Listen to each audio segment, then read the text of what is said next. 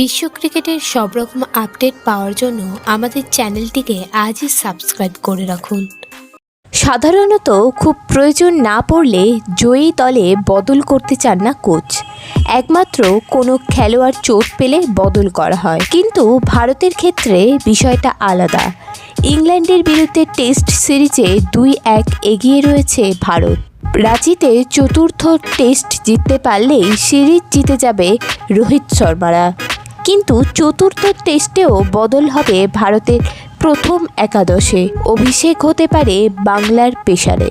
চতুর্থ টেস্টে এই 5 জন হবেন ভারতের জয়ের কারিগর।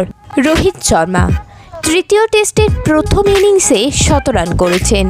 প্রায় 1 বছর পর 3 অঙ্কে পৌঁছেছেন রোহিত।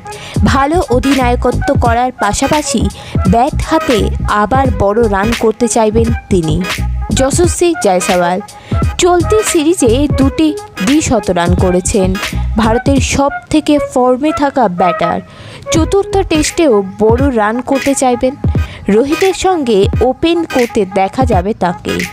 সরফরাজ খান অভিষেক টেস্টের 2 ইনিংসেই অর্ধশত রান করেছেন।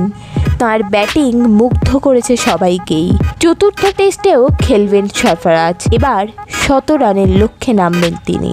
রবীন্দ্র জাদেজা তৃতীয় টেস্টের ম্যাচের সেরা। 100 রানের পাশাপাশি 5টি উইকেটও নিয়েছেন। রাজকোটের ফর্ম রাঁচিতেও ধরে রাখতে চাইবেন তিনি। ভারতীয় জার্সিতে জাদেজার খেলা পাকা। রবিচন্দ্রন অশ্বিন পারিবারিক জরুরি কারণে তৃতীয় টেস্টে 2 দিন খেলতে পারেননি অশ্বিন। মধ্যেই 500 উইকেটের মাইল ফলকে পৌঁছেছেন। চতুর্থ টেস্টেও দেখা যাবে অশ্বিনকে। ভিডিওটি ভালো লেগে থাকলে বাংলার ক্রিকেট চ্যানেলটিকে অবশ্যই সাবস্ক্রাইব করে দিন।